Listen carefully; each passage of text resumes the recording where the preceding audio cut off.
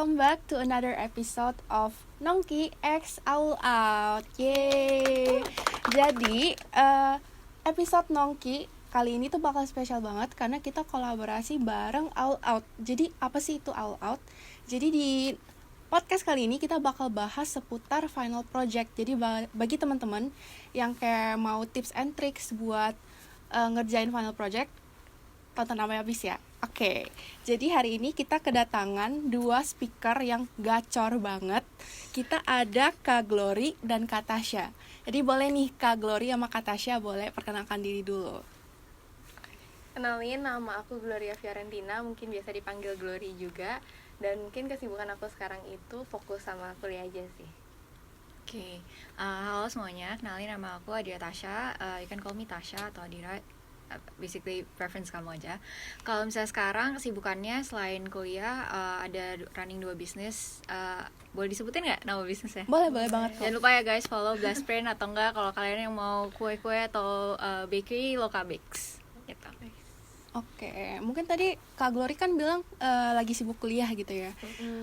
Buat semester 6 ya, semester 6 itu kayak final projectnya banyak gak sih? Kayak susah banget gak sih? Lumayan ya, lumayan banyak. Susah juga ya karena beda aja sih tahun ini ya final project kita itu benar-benar kayak langsung aktivasi banget gitu. Oh, yes. I see. Oke. Kalau Kak Tasya itu bisnisnya boleh dong kayak jelasin dikit. Oke, kalau misalnya bisnis sendiri, kalau Blastprint itu konveksi sama printing. Oke. Jadi baru mulai ya 1,5 tahunan lah. Nah, terus kalau misal Loka Bakes itu baru banget di semester ini aku running gitu. Oke, wow keren banget ya guys, udah punya bisnis sendiri gitu. Nah, oke, jadi tanpa lama-lama lagi kita boleh kali ya bahas soal final project brand marketing management. Nah, kalau boleh tahu matkul brand management dan marketing management tuh digabung apa dipisah pas tahun lalu? Digabung. Kalau misalnya untuk finalnya digabung, tapi sebenarnya mata kuliahnya sendiri tetap satu-satu gitu, kayak brand management sendiri, marketing management tuh sendiri. I see, oke. Tapi buat dua matkul itu case contributornya tetap sama? Iya. Satu berarti, satu case contributor. Yes. Kalau boleh tahu case contributornya apa? Kalau misalnya waktu kemarin tuh kita dapat Cimory. Nah, tapi ada 5 kategori. Kalau aku tuh dapatnya Cimory yogurt, kalau aku dapatnya Kenzler. Oh, Kenzler. Oke, I see. Berarti cara implementasinya terus insight-insight yang didapatkan juga pasti beda-beda gitu ya. Oke. Terus aku mau tahu dong kayak gimana sih cara kakak bisa brainstorm kayak setelah dapat topiknya, kayak gimana sih cara kakak tahu aku mau kayak gini nih, aku mau kayak gitu. Okay. Mungkin aku dulu kali ya. Nah, pasti kalau misalnya kita itu dari awal, bukan dari awal sih, mungkin dari ada 2 atau 3 minggu sebelumnya kan, kita pasti dikasih tahu case contributornya siapa. Dari situ tuh udah mulai ada weekly presentation kan. Nah, dari awal kita start, kita tuh define dulu nih si Cimory itu brandnya seperti apa, dan kayak kita melakukan banyak research, apalagi brainstorming kalau kita nggak punya isinya juga yang mau didiskusin apa gitu kan. Nah, itu kalau dari kelompok aku itu kita ngelakuin primary research, secondary, sampai kita tuh juga kayak analisa sentimen orang-orang terhadap brand ini tuh seperti apa. Jadi mulai dari gathering data dulu, terus abis gitu baru mulai diskusi.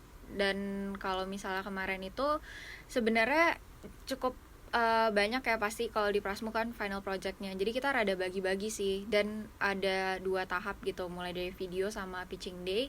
Jadi dari awal kita yang pasti gathering information dulu, it's either primary ataupun secondary gitu. Mungkin kalau Glory gimana? Sebenarnya sama sih ya. Masa lu research tapi lu nggak nyari-nyari dulu gitu? Pasti sama, cari tahu dulu tentang Kenzler, terus kayak bener-bener research di setiap tempat gitu ya. Maksudnya nggak cuma dari internet, kita juga sama nanya-nanya ke konsumen juga. Terus kayak ngelihat sekeliling kita gimana sih, apalagi kayak produk-produk kayak Cimory itu kan gampang ditemuin juga ya. Itu juga kelompok aku tuh kayak bener-bener ngelihat detail, misalnya kayak di supermarket dia gimana sih, atau mungkin di jalan-jalan tuh Kenzler ada atau enggak, misal kalau ada tuh ada di mana. Jadi tuh benar-benar kayak riset detail banget tentang si Kenzlernya itu.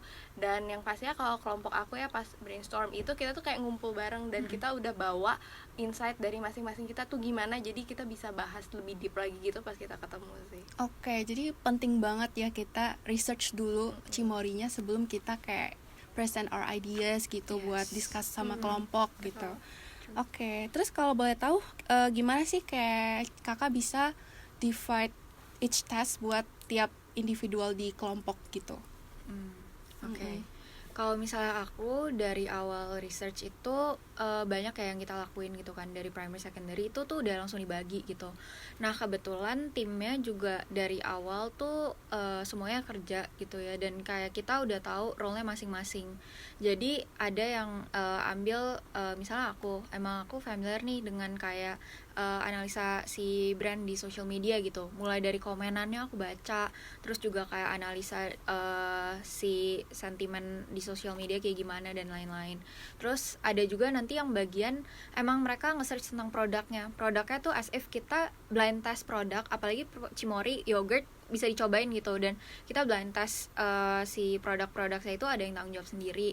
Nah terus juga ada juga yang ini ngasih tahu di supermarket tuh placementnya aja tuh kayak gimana, itu tuh kita cari, dan itu tuh take role-nya mungkin dari, karena waktu itu aku juga ketuanya, emang aku lihat nih siapa yang bisa A dan B, kita coba nih trial and error sih sebenarnya. Kalau misalnya A dikasih tes yang kayak gini, mereka kayaknya gimana ya responnya. Nah nanti at the end juga bakalan kebayang kan, apalagi udah 1 semester udah bisa lumayan kebaca lah mereka tuh bisanya apa, jadi lebih ke gitu sih.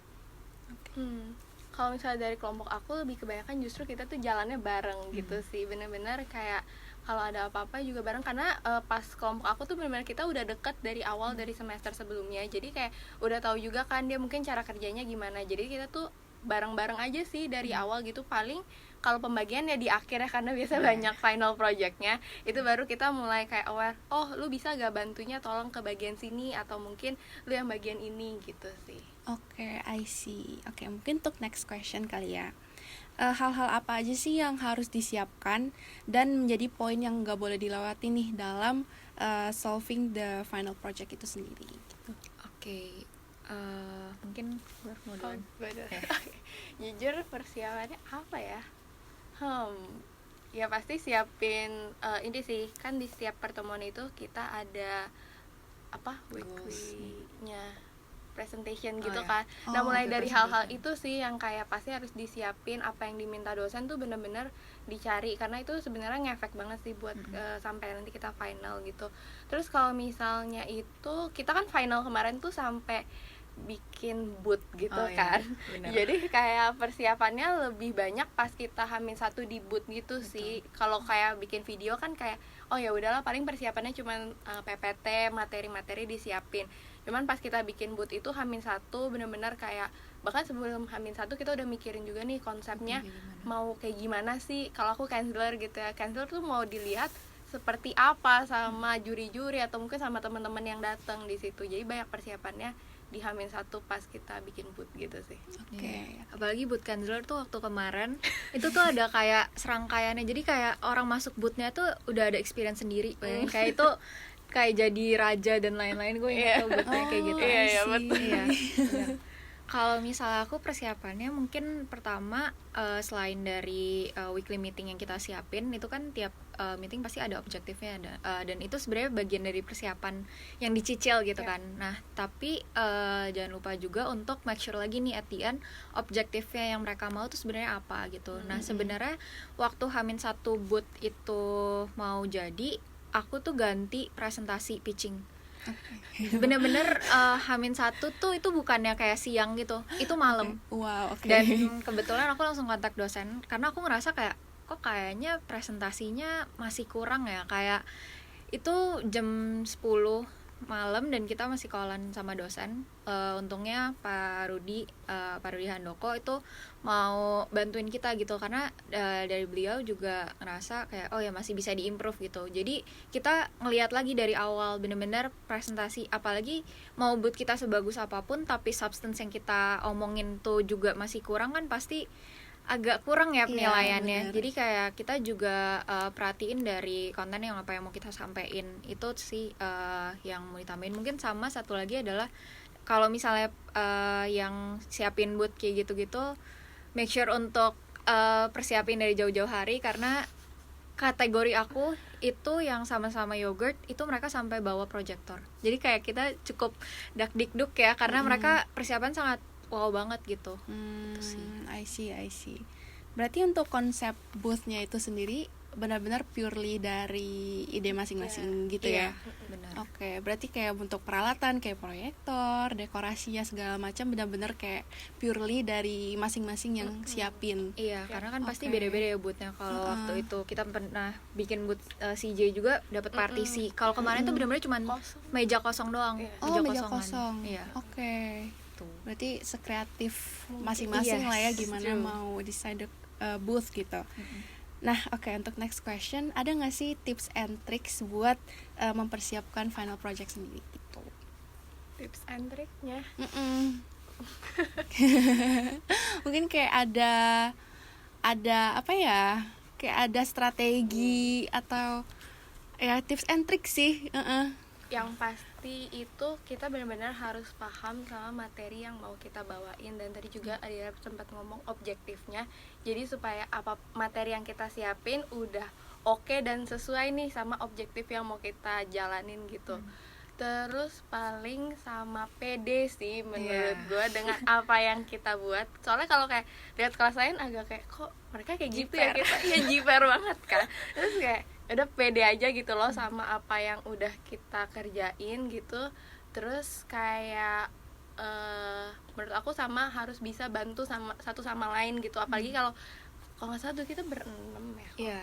berenam atau bertujuh, dan aku tuh dapat ada sama cutting. Oh ya, aku juga ada. Nah ya Iya, kan, true. itu challenging juga sih, jadi kayak benar-benar harus bisa bantu satu sama lain gitu sih.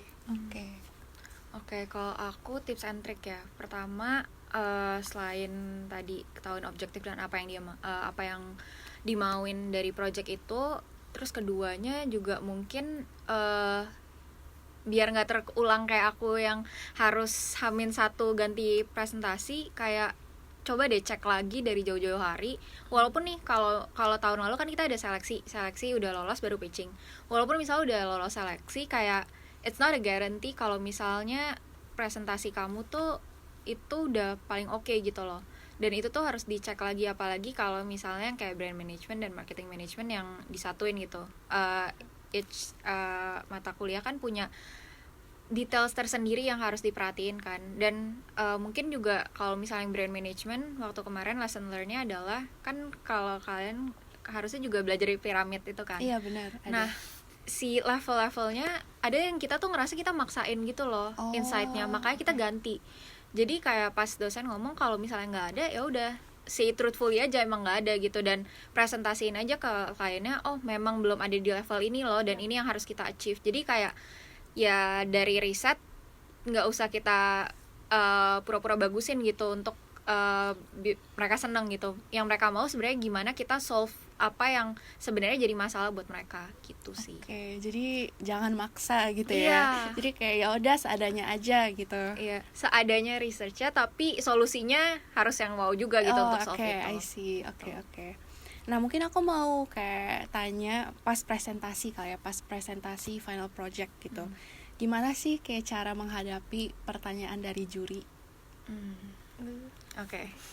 Juri kalau kemarin tuh kalau nggak salah ada 3 atau 4 ya setiap jadi dari klien, dari Cimorinya sendiri ada, dari pihak eksternal ada, dari dosen juga ada. Nah, itu tuh kita dapat gilirannya juga random. Dan kita harus tahu cara narik perhatian dosen, cara narik perhatian juri itu kayak gimana untuk datang ke booth kita. Karena kalau misalnya udah akhir-akhir mungkin udah mepet dan udah terlalu banyak yang informasi yang udah didapetin gitu kan dari mereka, dan mungkin ada yang lebih menarik duluan gitu kan. Itu pertama kayak kita harus cari tahu gimana buat presentasi kita menarik di awal gitu. Terus kalau yang kemarin tuh aku punya hook kayak gimana kita cara 2 perak itu nge-solve problemnya Cimori gitu.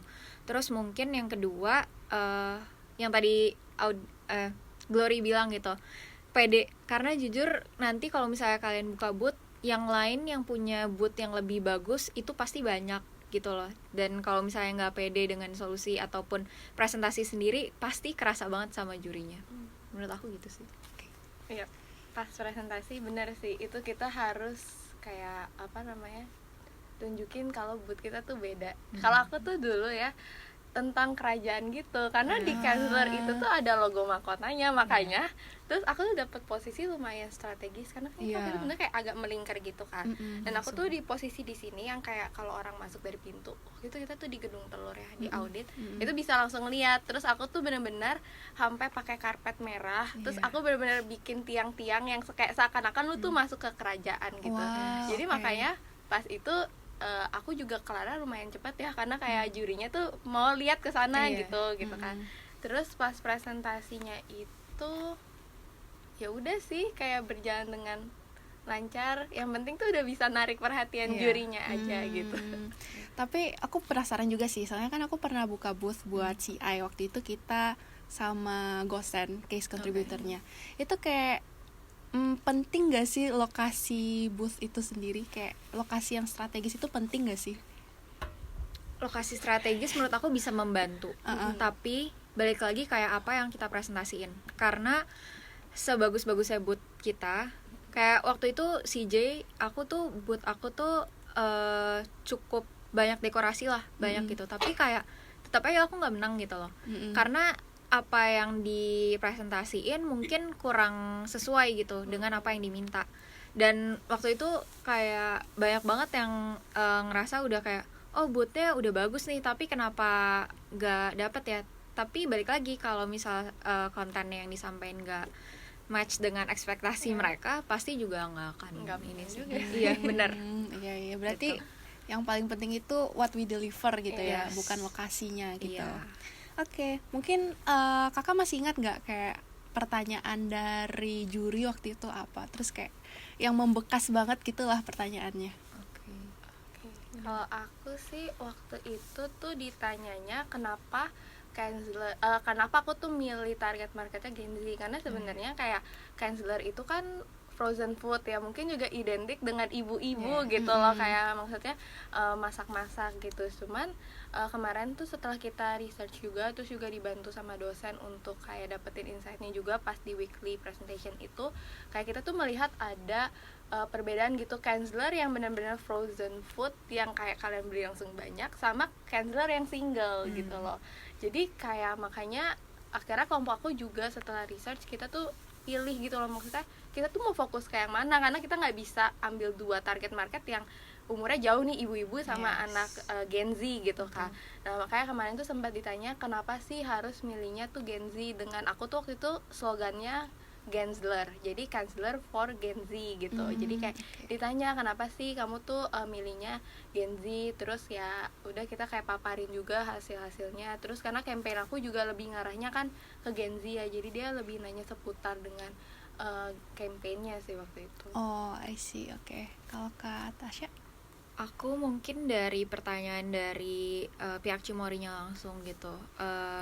Dia tuh tanya mengenai sebenarnya presentasi kita udah bagus dan banyak lah hal yang kayak udah oke gitu. Nah tapi ada satu pertanyaan yang outside the presentation yang beliau tanyain, yaitu adalah gimana sih shifting behavior orang-orang orang-orang Indonesia dalam mengkonsumsi yogurt gitu.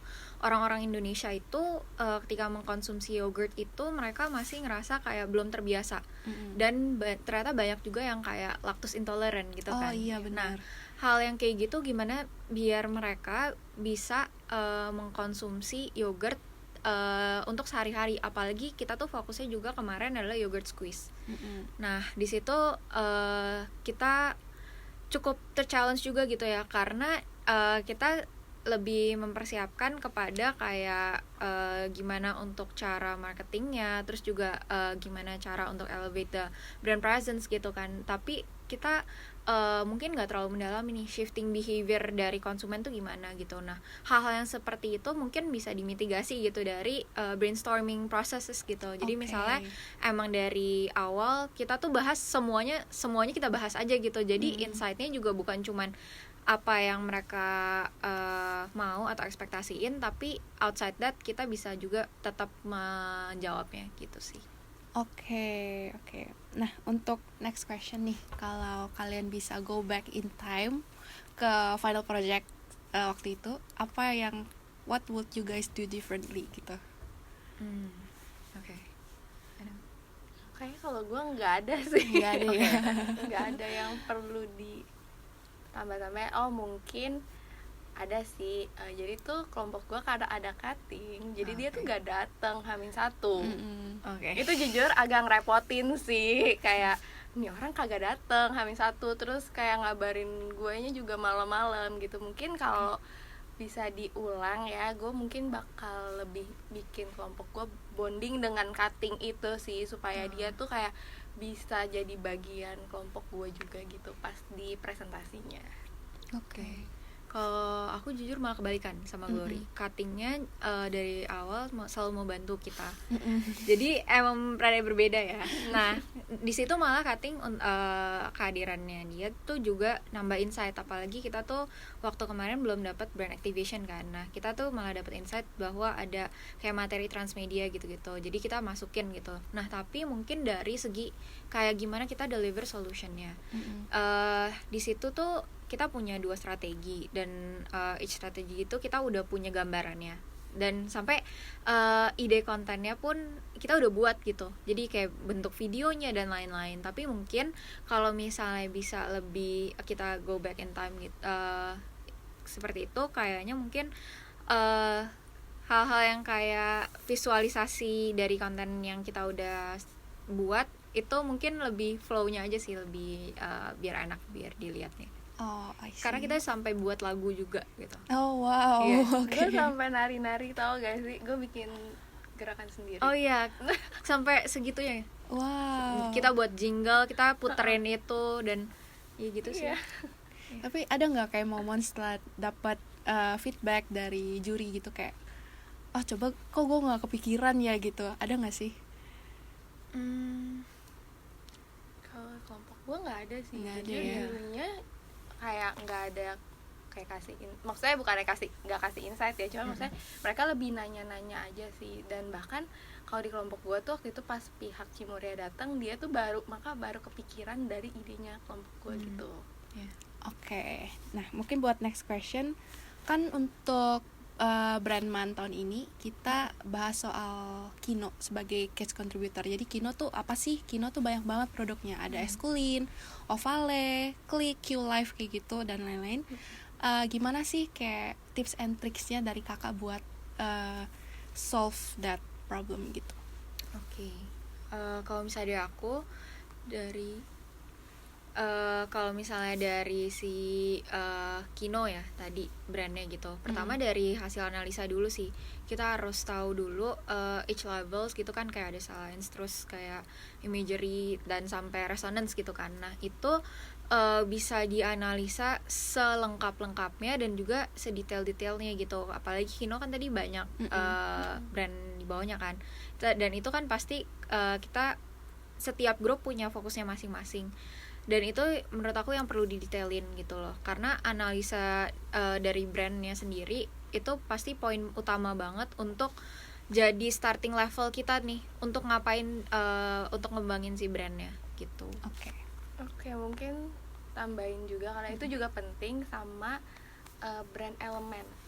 Brand elemen itu kan kayak banyak juga kan itu, dan perlu di riset detail, karena jujur kelompok aku tuh dapat ide tentang kerajaan itu, gambar si mahkota itu pas kita cari brand elemen, karena kayak benar-benar kita kan kayak capture dari misalnya logonya gimana, URL-nya gimana, terus kayak karakternya ada atau enggak, terus kayak brand ambassador itu tuh benar-benar kayak bisa nambah insight. Dan yang pastinya itu kayak harus bikin target market yang sesuai sih, maksudnya kita mau ngarahnya tuh ke target yang mana gitu. Oke, mungkin buat penutup kali ya, boleh dong kasih kata motivasi atau penyemangat buat audiens yang bakal ngadepin final project gitu. Boleh dari Kak Tasya dulu. Oke, dihadapin aja semuanya, pasti banyak banget kesibukannya, karena final project kan bukan cuman satu mata kuliah doang, banyak mata kuliahnya. Banyakin bonding sama teman-teman sekelompok, karena frictionnya banyak banget tuh kalau misalnya yang satu udah kayak ngerasa oh nih kurang kerja nih dan lain-lain, apalagi kayak dengan mata kuliahnya yang mungkin kalau dia kayak kurang seimbang gitu pembagian tugasnya dan lain-lain. Hal itu menurut aku bisa dicoba, kayak kan kadang kayak kita bingung ya kayak ngasih tahu ini gimana sih gitu loh, dan cara bikin orang kayak enggak mereka misalnya kurang dan lain-lain kan juga kurang enak gitu kan. Tapi kalau misalnya kita tahu cara ngedeketinnya gimana dan juga kayak kasih tahu baik-baiknya, pasti surely will go just fine. Dan pastiin detail apa aja requirements dari final project, bukan cuma mata kuliah A doang tapi yang lainnya juga gitu.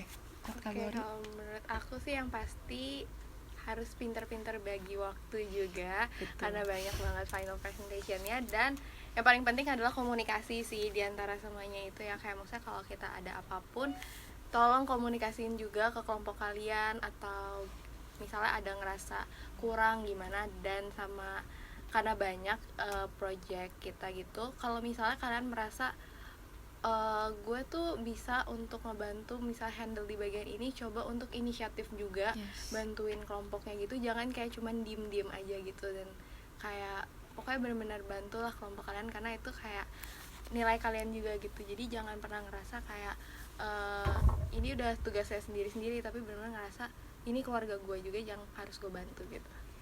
Oke.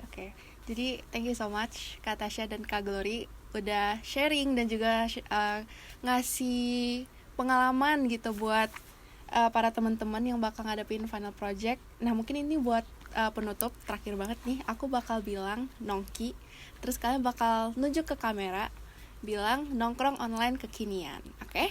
Oke, 1, 2, 3. Nongki, nongkrong online kekinian.